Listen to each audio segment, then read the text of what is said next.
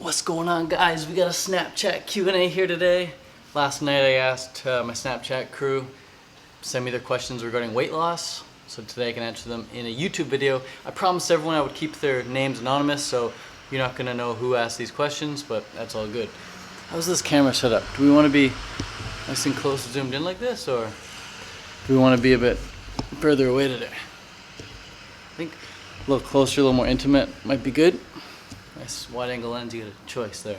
All right, so we're good, we're set up, we're ready to answer some weight loss questions.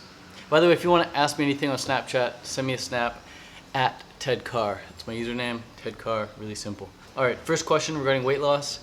How do I balance doing cardio and weight sessions? Well, it all depends on your goal. Is your goal to be a triathlete? Or is your goal to be a soldier? Is your goal to be really jacked and big? If your goal is just for health purposes, then I would do 30 minutes plus 30 minutes. Do 30 minutes of cardio and 30 minutes of strength training. You can't go wrong with 50-50 split. And what I would recommend you do is every other day, like if you go Monday, Wednesday, Friday, then on Monday, do the cardio first and then the strength training after. And then on Wednesday, do the strength training first and the cardio after. And then on Friday, you choose. Do you want to do the cardio first or the strength training first? And then see how it feels for you. Which one do you leave the gym feeling better after? It's all about how good do you feel after you leave the gym. So I would say do the 30-minute split, 30 minutes, 30 minutes. And yeah, if that works for you, keep it up. If it doesn't work, try something else. Be creative. You're a creative human being. When you start expressing that creativity everywhere, including at the gym, you feel really good about yourself for discovering new things that you discovered, not someone told you that, hey, you should do this.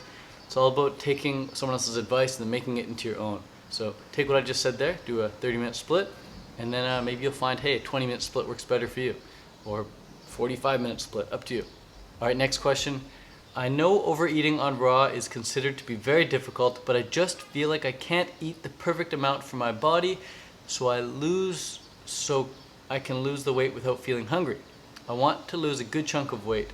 I come from binge eating on cooked food, by the way. I try not to focus on weight, although after a while it's kind of hard not to. Thanks for the help. Cool, this is a great question. So I also come from an overeating background on cooked food. I couldn't stop eating once I started eating that cooked food. But some people aren't like that. Some people can totally control their hunger on cooked food, and some people can totally control their appetite on cooked food. So what I would suggest to not feel hungry on raw would be to increase the amount of fat that you're eating. Either increase the amount of fat you're eating or give your body more time to adjust to raw. When you're eating cooked food, your stomach only needs to be so big. It can fit in enough cooked food calories with a stomach that's quite small because cooked food is so concentrated. But when you move over to the papayas and the lettuce and the celery and the mangoes and the bananas, your stomach has to expand in order to fit in the same amount of calories that it once could on a cooked food diet. You see what I'm saying here? And this physical stretch can take months.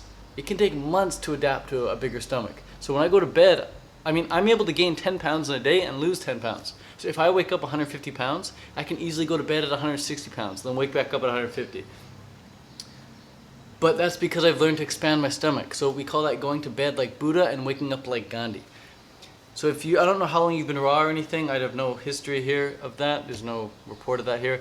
But I would say either give yourself more time or just start eating more dense foods like avocados, dates, and bananas. And you can blend up the dates and bananas and you can have your avocados in the evening time for dinner. And then I'm not sure what kind of style of eating you're doing. Are you grazing or are you having like 3 set meals? I would suggest grazing all day long. That way you're constantly getting a little bit of food and you're never feeling like, oh my God, I need to eat because you freaking just ate. So that would be my tip there. All right, next question. This is gonna be a video question. Hi Ted, I just wanted to say thank you so much for all your videos. You have been such a great inspiration for me. I've been on raw for 7 days now and I'm feeling really, really great. So just wanted to say thank you for all your motivational videos. Enjoy a huge hug and thanks from Colombia, and I really hope I can meet you one day. Ciao, besos. That was not a question. That was not a question, but that was a cool snap. All right, next question. Hopefully this is an actual question. I have a feeling it's gonna be. All right, what are the best exercises for weight loss? Every time I go to the gym, I always end up gaining weight instead of losing weight. Well, the best exercises for weight loss it's gonna be cardio. It's just look at the people doing the most amount of cardio. Who are they? They're the marathon runners. They're the ultra marathon runners. These people do cardio, cardio, cardio, cardio all day long, and they're just super skinny, super skinny. They don't do a whole lot of strength training. In fact, Kenyan marathon runners are notorious for not doing any strength training. Meanwhile, their American counterpart, their competitors in America, the guys that they're running against, the marathon runners, they're also doing some strength training on top of their cardio. But the top Kenyans, they're not doing any strength training. They're like minuscule, and they feel like they don't even need to do it. So it would definitely be cardio for strict weight loss. But if you want to maybe feel your best, if you want to maybe look your best, I would definitely incorporate some body weight strength training into your program, whether it's squats or pull-ups or push-ups or lunges or step-ups, stair climbing. Just do some sort of strength training. And if you're gonna like just be doing running or cycling, then do it up a hill. That way you can build some more muscle where it counts. So cardio is the way to go. The best exercises, particularly, running. The thing with running is that most people get injured when they start running. So instead of doing just running, I would recommend something like triathlon, where you're doing running, biking, and swimming. But exercise alone is not enough. When you come home after the gym or after your workout, you got to make sure you're focusing on the fruit, the sweet, juicy fruit. Things like papayas and melons and mangoes. You're not going to gain weight on those things, and they're going to totally satisfy you and hydrate you after your workout. So I would suggest swimming, biking, running, stair climbing, and doing it at a high enough intensity where your body actually has to adapt to that work that you're putting it under. Like, you can run really, really slow for many, many hours, and you're not going to lose any freaking weight because it's just so easy to run that intensity. And it's so easy to then come home and say, oh, I burned 2,000 calories in that freaking 8-hour run. I'm going to come home and now eat 2,000 calories. You're just going to make it up. I know fat ultra runners. I know fat marathon runners. In fact, my grandma, I'm sure if she had a gun to her head, my grandma could probably run a marathon as well. It's just so easy to go slow. So you'll see fat people doing marathons, but you'll never see fat people running sub 20-minute 5Ks. Because in order to run a sub 20-minute 5K, you can't be fat. You've got to be fit enough to do it. So I would suggest training for something like a 5K. Focus on improving your performance rather than just dropping the weight. All right, next question here. I want a six-pack. Me too. Next question. Did you gain weight when you transitioned your diet? Transitioned from carnivore to vegan and vegan to raw fruitarian? I did not gain weight when I transitioned, no. I actually lost a lot of weight. I was 155 pounds eating a standard North American diet. And then when I went vegan, I dropped to about 150 pounds. And then when I went raw, I dropped to 125 pounds. So I dropped a lot of weight when I went raw. And that's simply because I couldn't eat enough. Like I mentioned earlier, when you're eating cooked food, your stomach, it only needs to be like this big, because cooked food is so calorie dense, your stomach doesn't need to grow to expand to fit in all the calories. But once you start eating raw, your stomach still is only this big, and it's not able to get in enough calories. So finally, over many, many months and months and months, it can finally grow to fit in and accommodate the calories. But initially, I lost a lot of weight. I was detoxing heavily. You can see my spine, and I'll post a picture right here. You can see Burning Man there, 125 pounds, having just done Ironman Canada, full Ironman, ran around like 11 hours. And then like 3 days later, I ran a 50K ultra marathon at Burning Man. At 125 pounds, it's really easy to do long endurance cardio like that. But I definitely wasn't strong by any means. But I felt good, I felt clean, I felt light, I felt like I could live and run forever. Those first few months, those first even couple of years on raw, you feel just absolutely invincible. So I definitely did not gain weight, but I lost it. All right, let's get to 2 more questions here. Hopefully they're good ones. Ooh, that one's nothing. I'm a vegetarian wanting to go vegan and have been vegetarian for 5 years. Now feel it's hard to cut out the dairy. Any suggestions? Get inspired. Get inspired. There's so many vegans out there who are doing it dairy-free. And there's so many vegan alternatives to dairy. There's the Daiya cheese, there's almond milk, there's hemp milk, there's freaking macadamia milk. There's so many vegan alternatives to dairy. And if you just go to notmilk.com or milksucks.com or Google the side effects of lactose, you'll come up with like this big list of reasons why you shouldn't drink dairy, and you come up with this big list of reasons why you should drink the vegan alternatives. And if you watch some YouTube videos of people talking about the benefits they found since cutting out dairy, you'll be inspired to actually go that way. So listen to people's stories and you'll be inspired. and you check out the facts on Google and you'll be educated. So facts tell, stories sell, and you want to sell yourself on moving towards the vegan path. You want to sell yourself towards moving to the dairy-free lifestyle, and you do that by getting inspired. So check out some people on YouTube and just see what they've done. And just know that when you cut out dairy, you're going to feel so much better, man. Cutting out lactose was like the best thing I did for my skin and for my mood. If I drink dairy now by accident for some reason, I'll have like the biggest mood swing ever, man. I'll be super freaking angry. I'll be like, God damn it. And it's not even me, it's the food, man. Food is mood. And when you're consuming dairy from an animal that was like tortured, you're going to be like, your insides are going to be tortured. You don't want those hormones in your body. The point of dairy is to turn like a little calf into like a 400-pound beast within like 3 months. Like, you're not a little calf and you don't want to blow up like a beast. So avoid the dairy. You should stop drinking your mother's breast milk around age 4, 5, 6, 7 years old. If you're above the age of 16, you definitely don't need to be consuming that anymore. Your body even stopped producing lactose around age 7, so just avoid it for sure. All right, last question. It's the last one. One more question here. Last one. I'm at college in the Midwest and I have tried to go vegan and lose weight. Lose is L-O-S-E. Loose is L-O-O-S-E. I've tried to lose weight but can't seem to follow through. There aren't very many options for vegan food. Also, my roommate has a lot of junk food, non-vegan snacks that look good, and then I buy food like that. Any tips? Get inspired. You've got to just saturate your mind with people who are doing it. You need role models, you need examples, you need idols, you need people to look up to, you need people setting the example. It's a monkey see, monkey do world out there, and you set it yourself. Your roommates buy the junk, and then you want to go buy that food and just to be just like them. We are social creatures, we're social animals, we want to connect with others, and we do that by copying others. So just connect with people online who are doing it, and then just set the example. Be the light, be the shining light, be the change that you want to see in the world. I would highly recommend just go vegan, or actually, in fact, don't go anywhere, just become vegan. You don't need to go anywhere to be vegan, you just become vegan in the moment. You know what, you say, I'm gonna be vegan. Look at all these celebrities that are being vegan right now. Just go on YouTube, type in vegan celebrities, and you'll come up with this massive list of these celebrity vegans, and you just think, hey, if it's good enough for this celebrity who's earning millions of dollars a year, who's super famous, who's super well off, who's living the best life ever, potentially, if they're happy, if they're vegan, then what the hell? Why wouldn't you be vegan? That's 2017. These people must know something that you don't know. And if you start doing what they do, you can start getting what they get.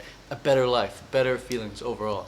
So as far as the vegan options open up. You start seeing vegan options once you make the decision. The universe has a way of conspiring to help you reach your goals. But you've got to like lay it down. You got to say, you know what? I'm going to be vegan. And as soon as you make that decision, the word decision comes from the Latin root, it's derived from some Latin word that means like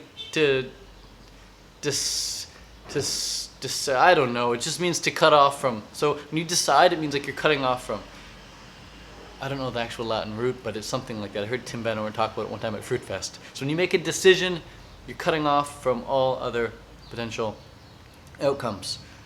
And you don't need to be that drastic perhaps, but if you are that drastic, if you say, you know, I'm going to be vegan today, at least just today, and you go out and you start looking around your town, you're going to find so many vegan options. Potatoes are vegan, rice is vegan, quinoa is vegan, amaranth is vegan, buckwheat is vegan, pasta is vegan.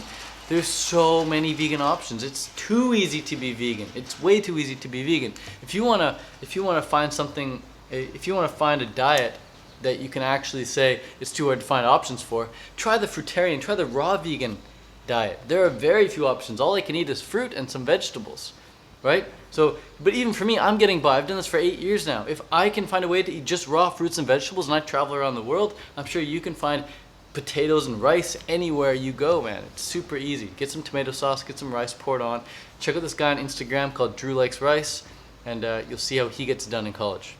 All right, bonus answer, it's a bonus question, I'll just answer this last one. Is being vegan the only option to lose weight healthfully, you mean? Well, the vegan diet is really the most optimal diet you could eat. There's vegan, there's raw vegan, there's fruitarian, they're all in like that same family. Being fruitarian, being raw, being vegan, being anything but someone who eats a standard North American diet is definitely healthy. Far healthier than someone eating dead animals, that's for sure. But diet is not the only thing. Diet's not the only thing when it comes to being healthy. So when you say losing weight healthfully, you can be raw and you can lose weight unhealthily. You can be vegan and you can lose the weight unhealthily. You've got to do it in a way that's healthy. You got to do it in a way that keeps you happy. So you got to stay happy throughout the process. So I would suggest, hey, if you want to lose weight, definitely eat a vegan diet or a raw vegan diet like myself, and then go from there. Do other things on top of that. Make sure you get your meditation in. Make sure you're getting proper night's sleep. Make sure you're staying well hydrated. Make sure you're getting some fitness. Make sure you're consuming great content. Make sure you're expressing yourself creatively on a daily basis, that you're feeling good.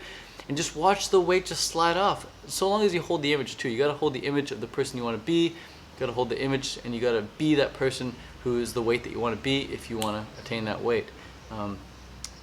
But if you want to do it in the most healthy way possible, being vegan, being raw vegan, definitely the best two options for your diet. Absolutely. As long as the food is of high quality. You want to make sure you're eating high quality food. So that's it. All right, guys. Those are all the questions. Well, no, there's a lot more, but I'm not going to get to them all in this video. It's almost 20 minutes long. So let me just reply to this person. All right, guys, I might have to make a part 2 because there's like a lot more questions here, and this was kind of fun answering questions, banging out some videos here. So I might just press stop on this and upload another video in the next few hours for you. So peace out, and if you want to ask your questions, send them to Ted Carr on Snapchat, and I'll be happy to get them for you. Adios. Cool, we're back for round 2. Let's get into this Snapchat Q&A, weight loss edition. First question, we're going to try and answer about 8 of these right here. How about gaining weight as a raw vegan? I have been vegan, mostly raw, for like 8 months, and my mother says I look skinny. Haha, I feel super healthy and amazing though. Well, if you feel super healthy and amazing, then just keep doing what you're doing, because you've got to do what feels good in life. If you start doing things for other people, you're not going to feel your best. Do things that make you feel super healthy and amazing and happy, for sure. But honestly, if you've got to gain the weight for some reason, if you feel like doing an experiment, you just want to see what it's like to be a bit heavier, or you really want to please your mom for her birthday or something and you want to gain some weight, I don't know, whatever the situation is, then load up on the avocados, load up on the bananas, and just generally eat more calories throughout the day, every single day. Never let a day go by where you don't eat more calories. If you just ate 5 extra bananas at the end of every single day, you'll put on about close to a pound a week. So in the course of like 2 months, you're going to put on like 8 pounds by eating an extra 5 to 6 bananas a day every single day. So it can be hard work, because you're going to, especially when you're raw vegan or you're close to raw vegan, you're going to be really in tune with your body, and you're going to be like, but I'm full, I don't want to eat more. But then you got to force the food in if you want to gain the weight. And then I would also recommend strength training. Do some heavy squats, some deadlifts, some pull-ups, some bench press. Keep your maximum rep range around 8 to 10, 8 to 12 if you really want to put on the size and the muscle. So hopefully that helps. All right, next question. I'm trying to gain weight as a vegan, but I'm finding it really tough. Well, you just got to eat more. That's exactly what I said in the last question. So isn't it funny how there's this one camp of people who are saying like, oh, I'm having such a hard time gaining weight. And then there's another camp of people saying, I'm finding it so hard to lose the weight. And they're probably eating the same diet, right? They're both eating vegan, they're both eating raw vegan. Some people are having a hard time gaining, some people are having a hard time losing. So the people who gain, the people who lose, and vice versa, it's all about where their thermometer is set, where their internal thermometer is set, where their cybernetic mechanism is set. Have they set the vision? Do they have the self-image of the person who is lean and healthy like they want to be? Or are they just operating by the reflection in the mirror? Are they looking at pictures of themselves saying, ooh, like I'm fat, therefore I'm not able to change because I am fat? Or are they holding an image when they look in the mirror, they think like, ooh, I actually got some potential there. I got a little jawline showing, got a little like shadow under my collarbone there, got some abs showing. Like, are they focusing on the good things? And are they feeling confident about moving forward every single day with their weight loss or with their weight gain approach? Even though you may not see progress on the outside every single day, even if the scale might not reflect the results that you want, you've got to know that you're doing the right thing. You've got to know that you're ticking all the boxes. You've got to be really confident with what you're doing. Otherwise, your body's going to have a way of just putting on the brakes and just not getting you to where you want to be. But if you get on a plane in Los Angeles and you fly to New York, the pilot has a program set to get to New York. And even though the wind may come and the plane may go off track a bit, it's always going to get right back on track. It's going to get to New York because that's where it's programmed to get. So you've got to program yourself to get to where you want to be. And you do that by holding the vision, You do that by goal setting. You do that by relaxing and feeling good about the direction that you're moving in, right? So I'm not sure if you've programmed yourself yet, but you've got to program yourself for success by holding the vision of the person you want to be. Next question. What is a healthy weight for a girl who is 5'4"? Also, what are major foods to avoid if we are vegetarian, but people around us control us because we're too young and can't become vegan? All right, well, the last thing you just said is complete BS. I don't care how young you are, you can control what goes in your mouth. Even in prison, like if you were to be put in prison and all they're feeding you is junk food, you can demand that you're fed vegan food. Like it's 2017, you're probably either in America or Canada or some civilized place in Europe. You're able to get the vegan food. You just need to ask for it. You need to be brave enough, you need to be confident enough to ask for it. And if they're not willing to give it to you, then maybe you got to go and earn some money and buy it for yourself. But no one's going to force feed you at age, I don't know how old you are, but if you're 5'4", you're probably at least 14, 15, 16 years old.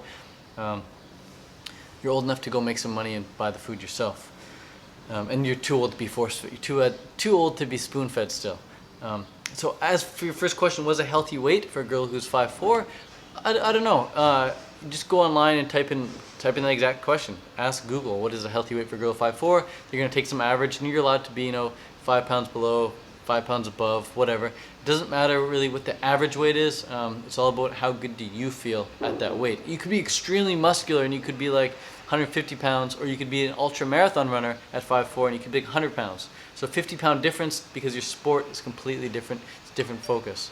So not sure what the healthy weight is, but if you feel healthy, you feel good, and you think you look good, then you're at that healthy weight, no problem.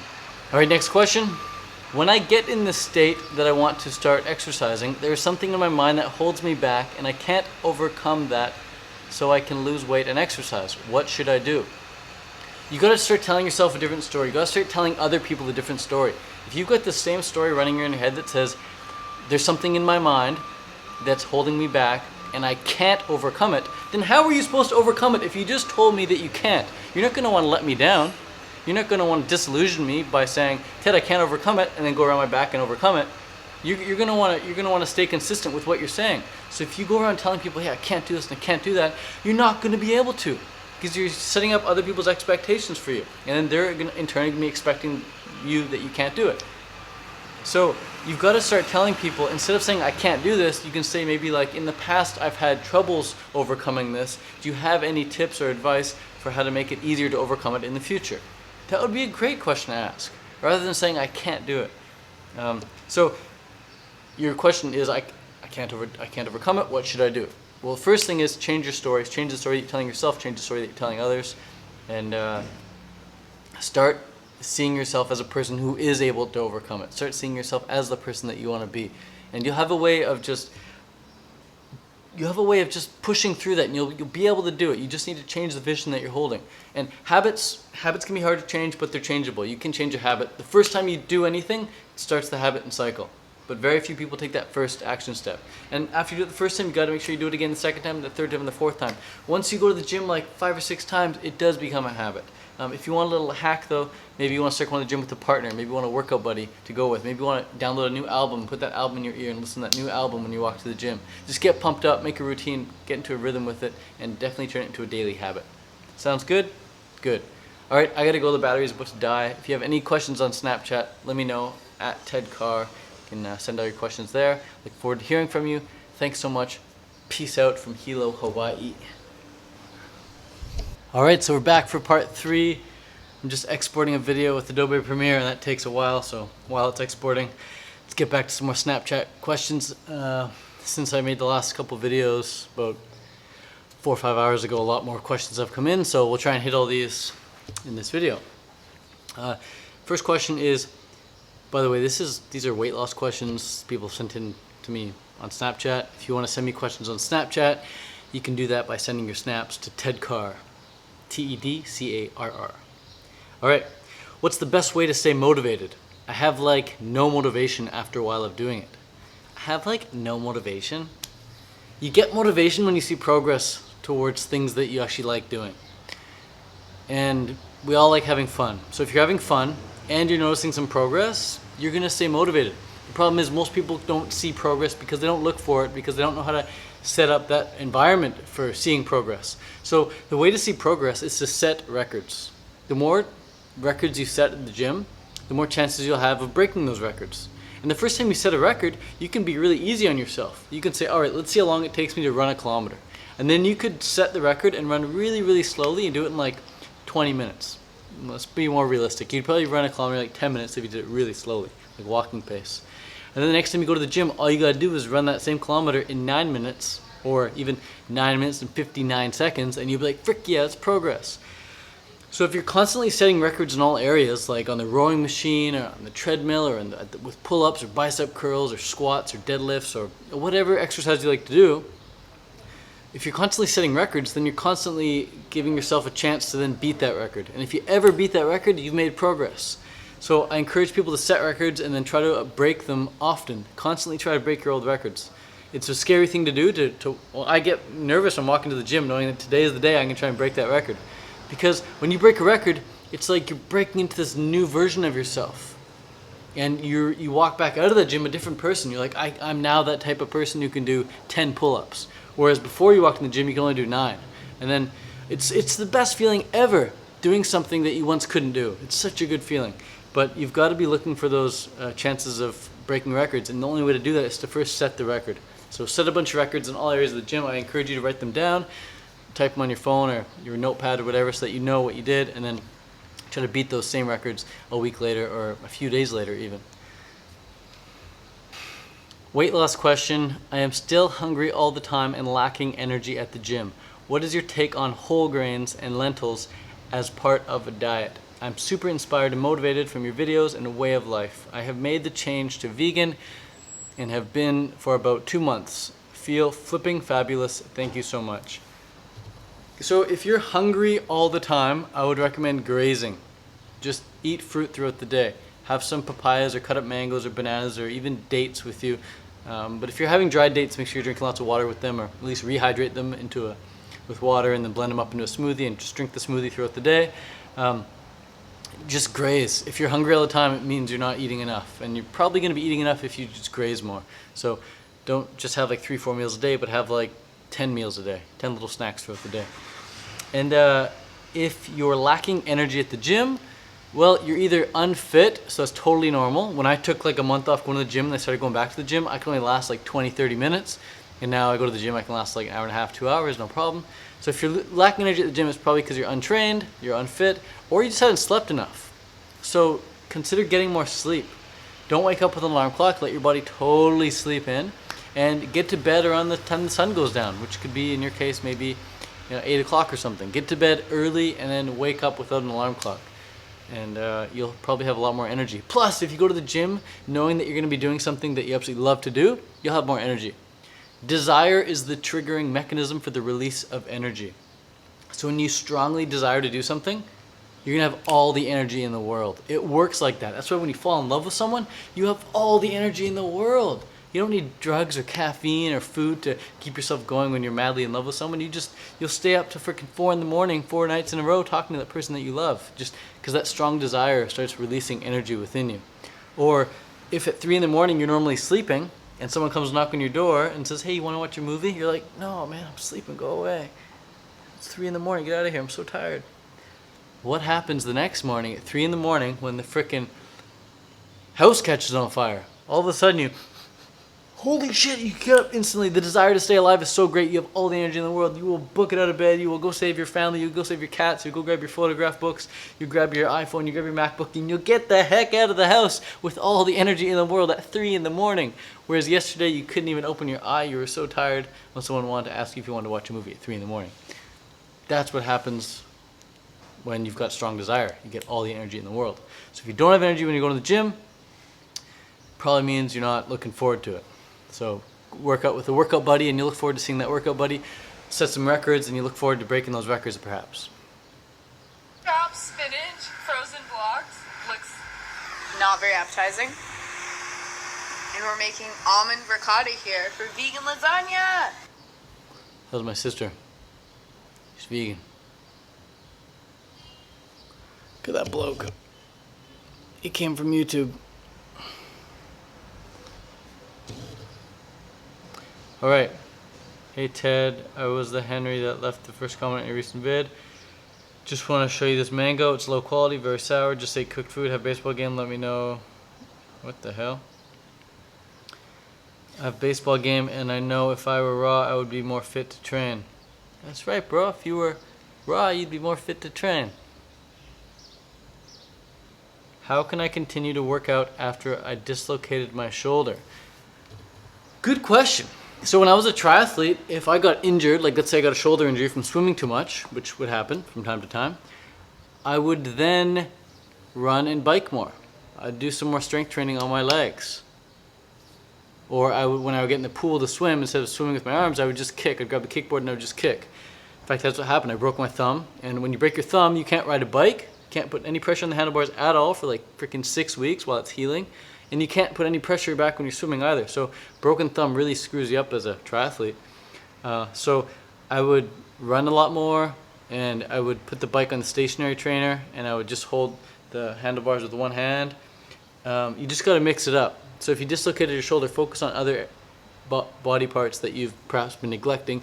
When you get injured, it's a good time to focus on your weakness. When you're fit and strong, it's important, yeah, just to keep developing your strength, get even better at what you're already good at, make that just stellar. But if you're injured for some reason, maybe perhaps you overdid it or you didn't have proper technique, maybe it's a good time to take a chill pill, relax, study some good technique, and then work on other parts of your body, like your calf muscles or your hamstrings or something like that. So you can still train if you're injured. You just got to be creative with it, and you might not be doing what you've been used to be doing, so it might not be as fun, but you get creative and you come up with new things that you normally wouldn't have created, that you wouldn't have come up with if you hadn't injured yourself. So yeah, I think whenever you get injured, it's a time to do things that you normally wouldn't have done. And initially it's a pain in the ass. You're like, because your brain's just not caught up with it. Your brain's just like, oh my God, I dislocated my shoulder. But at the end of those 3 weeks or something, you're like, oh, I'm glad I dislocated my shoulder because now I'm so much better in these other areas. Anyways, that's my take on what to do when you're injured. But that's it for weight loss questions. I think I answered them all. A bunch of those new snaps that came in were just people thanking me for answering their old questions. Actually, I have another right here. After 4 years, I can safely say that this is my last day of classes. Fuck yes. It's a good feeling, right? Graduating. That girl's amazing, Julian. My question is, how do I resist the temptation of eating like bad vegan foods, like vegan cakes, vegan chocolates?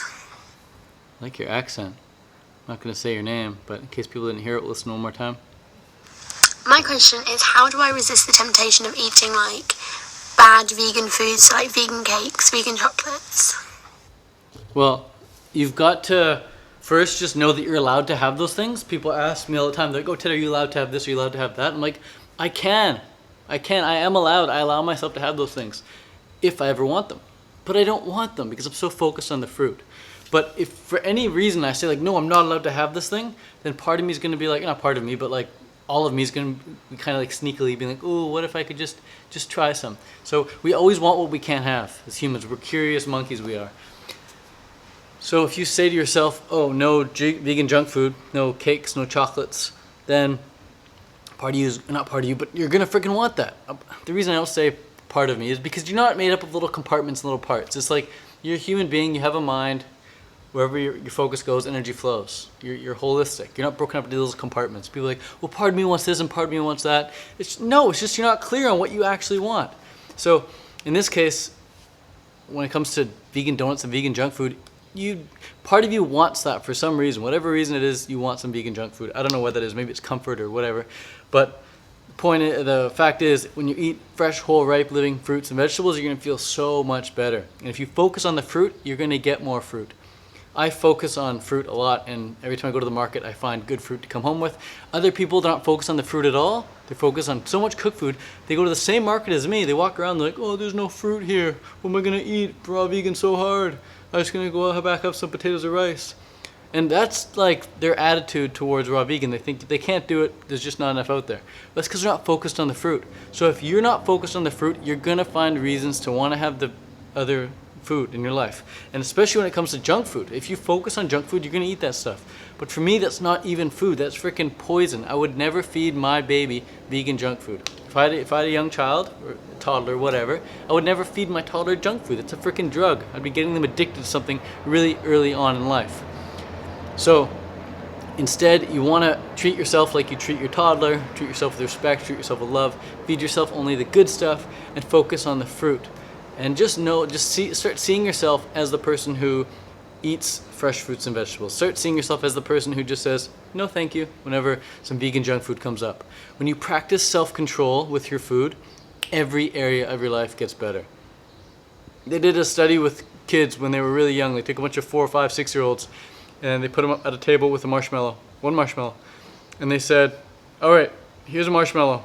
And I don't want you to eat this marshmallow for the next 10 minutes. I'm gonna leave the room and I'm gonna come back. If you don't eat this marshmallow within the 10-minute span, if you just let it sit there and don't eat it, I'll come back and I'll give you 2 marshmallows. I'll give you another marshmallow. So these kids had a lot of reason to not eat the marshmallow because they were gonna be rewarded with 2 marshmallows if they didn't eat it. So the researchers left the room. They left the kids there with the marshmallow. And the kids that went ahead and just ate the marshmallow, they got their 1 marshmallow. But the kids that waited, the kids who practiced self-control, some willpower, when the researchers came back, they gave them another marshmallow. And they did a follow-up study, like 10 years later, 20 years later, 30 or 40, 50 years later on these people who've grown up, these kids who were once kids have now grown up. And they found that the kids who used their willpower at a young age, the kids who had the most willpower to resist temptation, to resist going for the junk food, those kids went on to live happier, more fulfilling lives. They earned more money, they had better relationships, they just lived in a better area, and had better body weight, of course. They were just, overall, they had a better lifestyle. All because they practiced self-control at a young age. So whatever age you're at now, if you start practicing self-control, it's gonna benefit you in all areas of your life. When you resist temptation, you take the higher road, you're gonna go to bed feeling more fulfilled. The lower road is easy. Anyone can take that road. Sitting at home watching TV, that's easy. Anyone can do that. Making videos like this, it's a little harder. Putting together really amazing videos, that's way more more work goes into doing that. But the more work you put into yourself and your life, the more fulfilled you're going to be at the end of the day. So instead of eating junk food, just know that anyone can eat junk food. How many people can resist junk food? You want to be like those people. All right? So practice some self-control, and you'll feel really good about yourself. And if you want some practice with self-control, maybe start taking cold showers. Cold showers are something that most people want to avoid, but if you're the type of person who takes a cold shower, or at least at the end of your shower cranks it to be really cold, you're going to be practicing some self-control. All right? Peace out. Thanks for watching. Hope you got something from this video.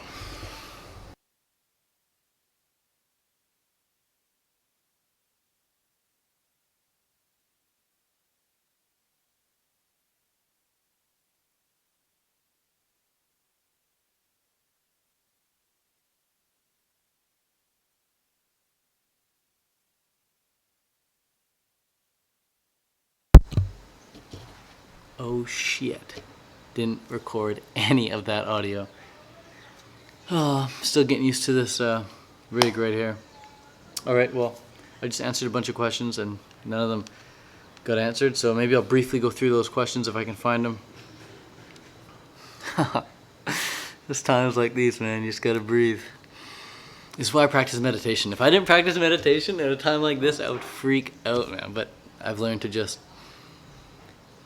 recognize the signals and breathe. I don't really feel like answering these questions again, sorry.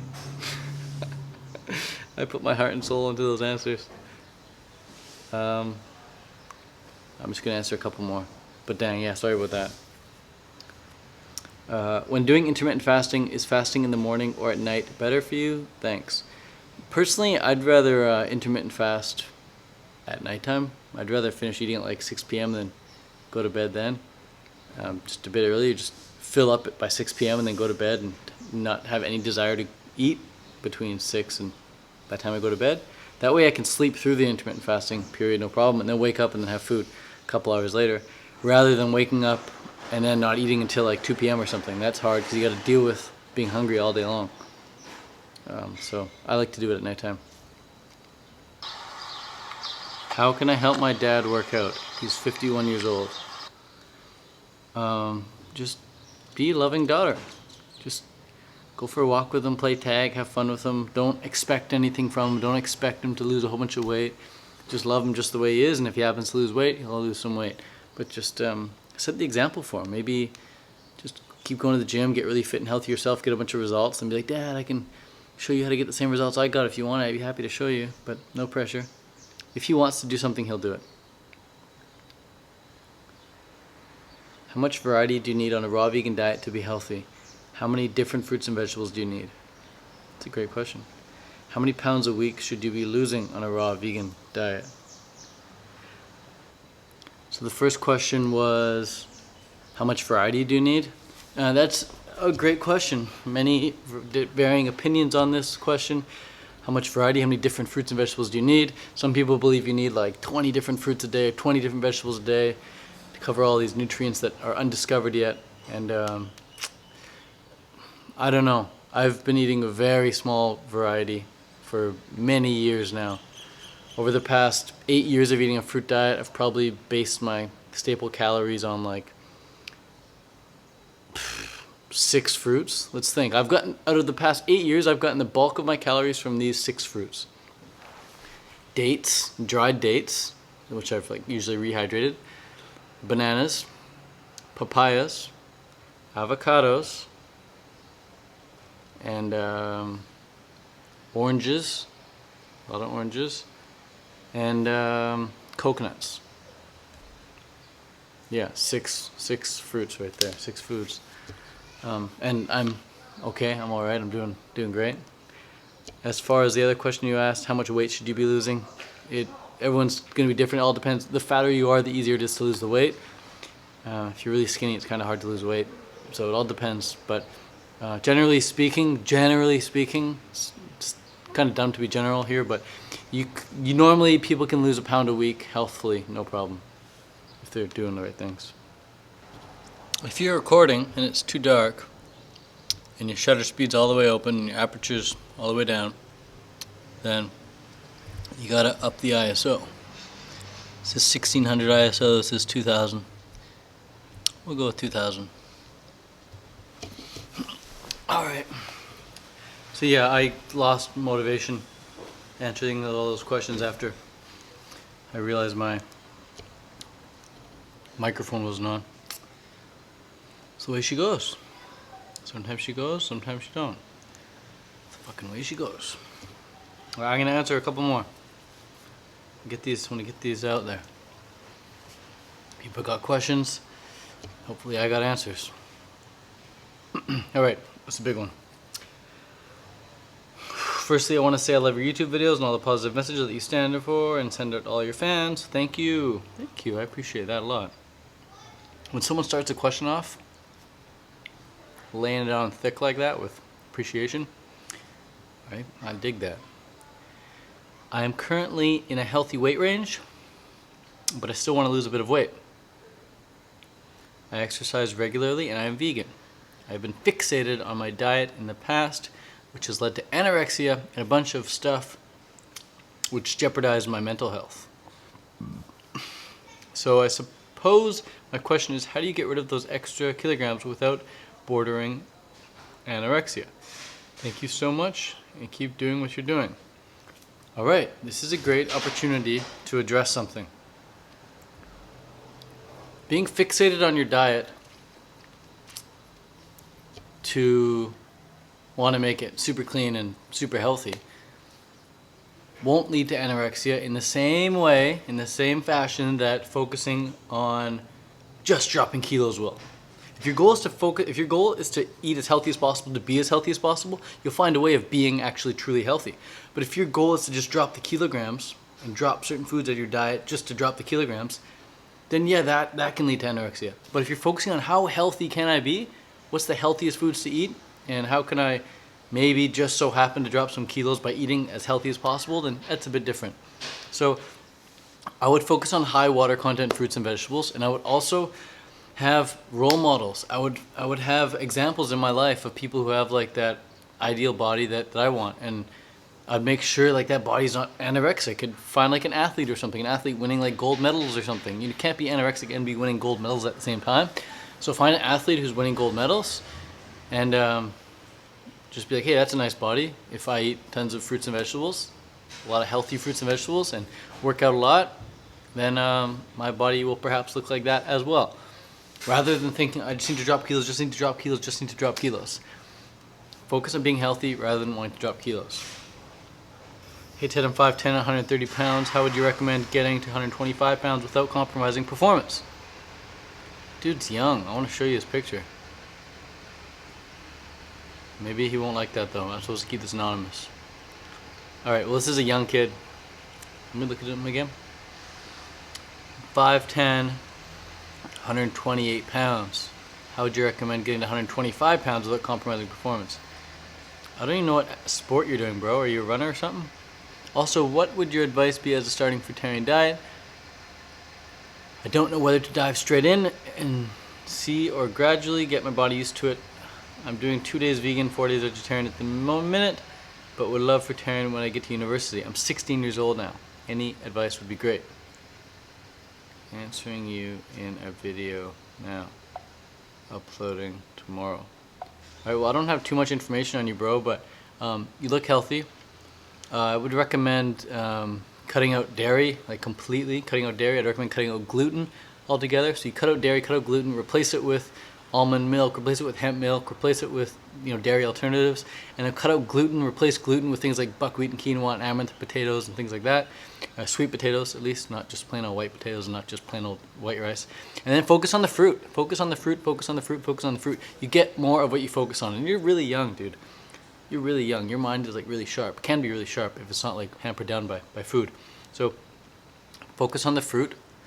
And you're just brand new into the vegan scene, you're just brand new into the raw vegan scene. Saturate your mind with vegan content online. Saturate your mind with raw vegan content online.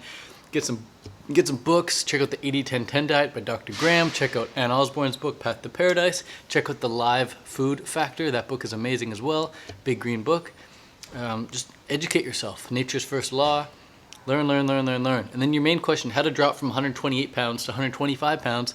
I don't know what your sport you're doing right now is, but bro, if you start training for a marathon, and you're probably too young to do that, but if you start training for like a half marathon, and you start going out for like some 10K runs, some 15K runs, and you start eating more watermelons and oranges and tomatoes and cucumbers, you're gonna drop the weight so quickly, bro. But just stay away from the gluten, stay away from the dairy, and be a vegan 100% and then raw vegan as best as you can, as much as you can.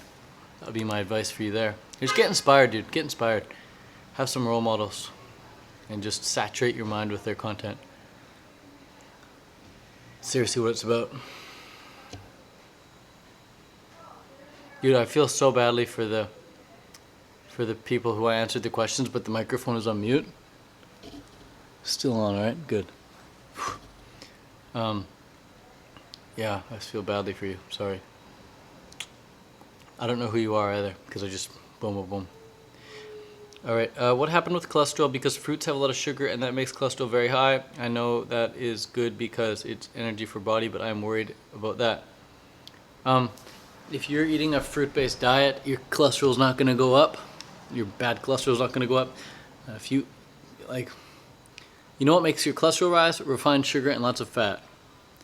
So most Americans eat way too much fat in their diet. And then they add some sugar, like some from Coca-Cola or some frickin',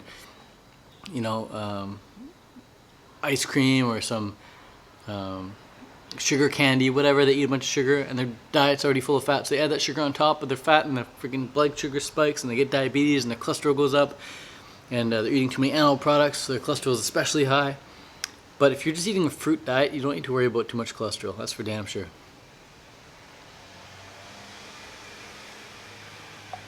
Alright, last question of the night and then I'm tapped out. I'm done. I really am staying on fruits and vegetables, but it's hard to stay raw. Any advice on transitioning would be amaze. So you want to transition, huh? I recommend a few things. Number one, get inspired. Number two, stock up.